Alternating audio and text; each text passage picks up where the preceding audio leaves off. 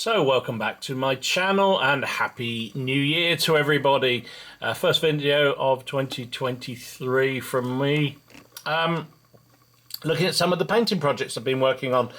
I actually got more done over Christmas period than I thought I would. I generally don't do an awful lot of painting, and in fact we were away for New Year, so I've still got a fair bit done. Mainly because basically, I've mentioned it before, I paint on my dining room table at home because my wife doesn't like me going into the cabin for hours on end, especially since I work in here, inverted commas around work. So in the evening she prefers I come into the living room, and she's watching crap on the telly, so I'll paint, and that's why I paint so much, because she watches a lot of crap. Anyway, so this year, for some reason, I seem to get more done, which is good, because normally the table gets cleared and everything's put away, but this time plenty was done. Anyway, you don't need to know about my domestic issues or not. Point is, I got more painted than I usually do, and first up, this is a Perry. I think it's actually from Sudan range. This is British Gatling gun. And I painted it up as a sort of later period towards so I can use in my boxer games. Although if you saw the game I played where I used a Colt machine gun, it was decidedly unimpressive as a result. But anyway, you never know, the Gatling might be better. And it's a lovely model. I really enjoyed painting it up. The only issue I had was the winding handle. Could I get that bugger to stick? Jeez, it was hard work. And in fact, I think it's actually fallen off again. Now I look at the model, I think it's fallen off again. Anyway, I have to reattach that if I have the willpower to do it. Really nice models, really good fun to do, yeah, not much more to say about them. British Maxim machine gun and crew ready to mow down the boxers, or fail maybe. So talking about my boxer obsession from 2022, I continued through painting up some of the backlog of figures I've got. So this is another unit of Indian troops. The Indian army was very active as part of the Empire troops in the Boxer Rebellion. In fact, most of the British, inverted commas, army was actually Indian that fought in the Boxer Rebellion. So these are Perry metals again. Picked them up at Selwyn, I think, and painted them up. So there's 2, 4, 6, 8, 10, 12 figures painted, and actually I cheated rather a lot with these, and I'm really pleased I did, because it worked actually pretty well. So I painted or undercoated everything in a sort of tan light brown colour. I forget which spray it was, but one of those, and you know, if you watch the channel, I normally use the Halford's light grey, but this time I used this sort of tan colour, and therefore I didn't actually need to do any colours on base colours on the tunics and turbans. So I just then picked out the belts and the rifle and the straps and so forth, and then gave it a thorough wash with Agrax Earthshade, which toned the tan colour down further, and then just went back and highlighted with a desert sand colour, and so it was super quick to do, and really pleased with the effect. Actually, I should have done it with the other khaki troops I had, but yeah, nice unit finished, conjoined. So it'll give me 2 groups of Indians for my coalition forces. So if I just want to field a British army, inverted commas again, I can do that. Whereas this you know, I could just field Indians, for instance, within that, rather than just having to put Russians and French and goodness knows what else together. Anyway, I'm mumbling now, but they're done, and they look all right. Quite pleased with them. So talking about Selwyn, these are some of the barriers I picked up at Selwyn when I dropped in October. I forget now who the manufacturer was, but they were really nice, so I thought they'd be kind of useful in some of my games. So I finally got around to painting them up, just kept them really simple, sandbags on top of boxes and barrels and whatnot. Just mainly used contrast paints and washes to get the effect, and then just highlighted them up a bit. Quite pleased with them. They're just simple things, really simple things. Although they are resin, and you may notice one of them has broken the base, because as I was picking it up, I think, to bring it inside and paint, I dropped it, and oh, here you go. You can see the base broke. Never mind. It won't affect the game. It won't affect how they look. And once they're put on the table, mixed in with the terrain, they should look pretty good. So another one done. So next up, this is a unit of Highlander troops. Now they are Wargames Foundry miniatures. I bought them a while back, and I'm not really sure why I bought them. I just saw them on the website, and I thought, I really like the look of those. Picked them up without really any clear idea about what I was going to use them for. But it occurred to me I could use them for the border wars. They could be a little group of Highlanders, either as mercenaries or raiders who are attacking some of the farmsteaders, was the theory. That's my excuse, and that's why I've painted them up. They're lovely little models. It's a shame there's only 3 actual varieties. You've got, you know, two of two, and then the one is the sort of clan leader, I guess, in front there.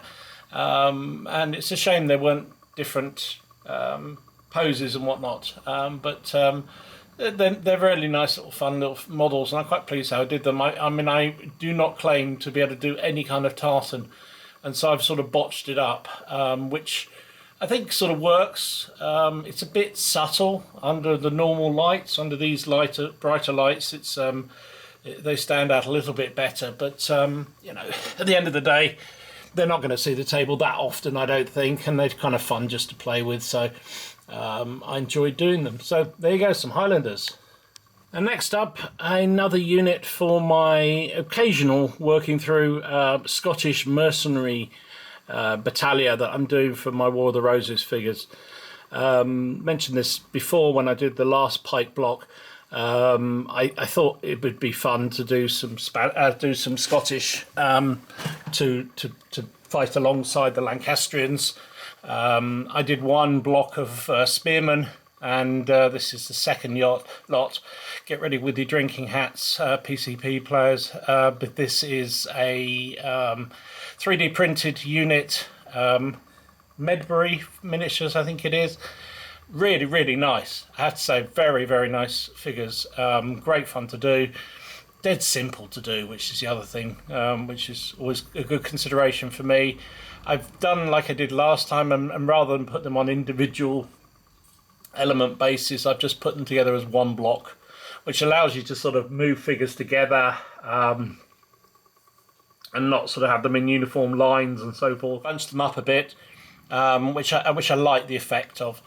So this battalion will have 2 of these pike blocks or long spear blocks, and then a couple of units of archers that I'm now working on, and probably a unit of light cavalry I'll do as well, which will probably be the end of that unit. Someone asked me in a previous video why what evidence there was for them being pike armed, and I said that there isn't really any evidence at all. It's just purely my interpretation, because earlier, and indeed a bit later, no, mainly earlier, and I think later as well, to be fair, Scottish troops tended to have had a tendency to use long spears or pikes, and so I just decided, just to allow them to be a bit different from all the other bill and bow units in my War of the Roses forces, that I would turn these into mercenary pikemen. No more than that. So just my interpretation, really. But you know, you can believe it or not as you see fit. They're my figures, and that's how I've done them. So as I say, there'll be 2 pike blocks. Well, this is the second of the 2 pike blocks, and then I'll just do some bowmen, which won't count as longbow, I don't think, under the rules, but just without any close weapons, you know, without the billman attached. So that'll be the plan. So unit 2 of those Scots done. I'm very pleased I am too with them. So next up, I have to come away from the turntable because this is a bit bigger, bits and bobs. This is the wall that I purchased at Selwig. I showcased with my haul that I picked up there. In fact, I picked up 2 of these because I thought they'd be really useful in games, particularly around the boxer stuff. And you can see you get quite a lot. This is just one of the packs.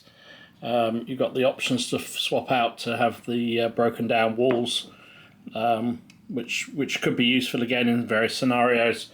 So you've got 1, 2, 3, 4 corners, couple of lengths, short lengths and longer lengths, and I just kept it really simple. I sprayed them with my usual grey undercoat, Halford's grey, and then washed them with a sort of earthy ready wash, and then just dry brush them back up again with a lighter grey, and I think it's just come out fairly simple. I didn't try and dirty them up in any way.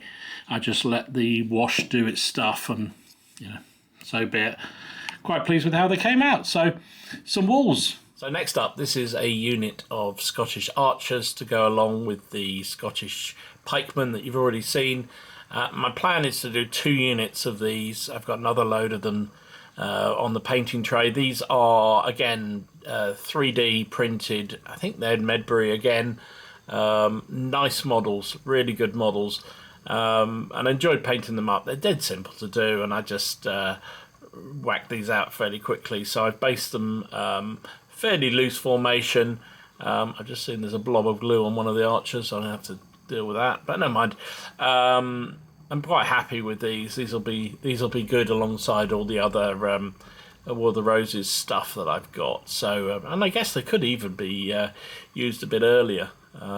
With the archers, it's not quite so obvious that the armour's a bit dated, which it probably is with the pikemen. But there you go. That's that done. And these are some oddities for the Boxer Rebellion figures. These are, I forgot what they're called now, but these were a particularly long rifle, as you can see, or pistol or musket that the Boxers of the Chinese army were renowned for using. More of an annoyance and a nuisance to the coalition forces than anything else, but quite nice little models. I quite enjoyed doing these up, so not quite sure how they're going to play out in the sharp practice rules that I've been using, but I'll have to come up with something probably around harassing fire more than anything else, because as I say, when you read about the histories, they're more of a nuisance. I don't think they killed a huge number of people, but they had tremendous range and not necessarily accuracy, but a big old caliber bullet coming from a long way away that you can't reply to tends to wear on the morale of most troops. So there you go, they're finished. So next up, this is a further group of boxers. I think I pretty much finished all the boxers I had. Well, I thought I had. Then I found a little pack of about another 30. So I thought I'd better finish them off. These are metals. I can't remember where they're from. If I remember, I'll stick it underneath. But nice little figures. I mean, some of the spears they've got there are more like tree trunks, I would suggest, but pretty chunky. They're definitely going to have the advantage of reach, shall we say. But they'll fit in nicely with the rest of the boxer figures I've got. So I've got probably another dozen or more left. I've also got a few more coalition forces to do, and some more Imperial Chinese to finish off. And then the boxer project, I think, for now is done. We just need to persist with the rule sets and working out exactly how I'm going to play the period. I've almost got enough now to play Black Powder with it, so that might be an option. Anyway, more boxers. And finally, for now, this is a set of more Western figures. Now, I'm not entirely sure where these came from. I believe they may be some War Games Foundry or Warhammer Ancient Battles special figures that were done for, I think, the OK Corral, Gunfight of the OK Corral, because I believe Warhammer Ancient Battles had a cowboy edition. Not sure I ever had it, but anyway, I picked these figures up because somebody came down to the club selling off I think one of their relatives or somebody they knew's figure collection for charity, and I picked up a few bits and bobs. There wasn't much there I wanted, but these were in the packs, and for a few quid for charity I thought they'd be fun, and they're a bit different as well, a bit unique. Now look a little small for compared to the Dead Man's Hand ones I've already got, but that won't matter at all, and they'll fit in and be part of the collection. So more figures. Can never have too many figures, can you? Don't know what the kid at the back's doing. Looks like he's walking like an Egyptian. I think he's supposed to be either rolling a wheel or something like that, but there wasn't one in the pack because it was sort of a broken down old box, and it may have fallen out if it ever was in there. So I might try and find a wheel, or I might just leave him doing odd things like an Egyptian. Anyway, there you go. That's what I've been up to.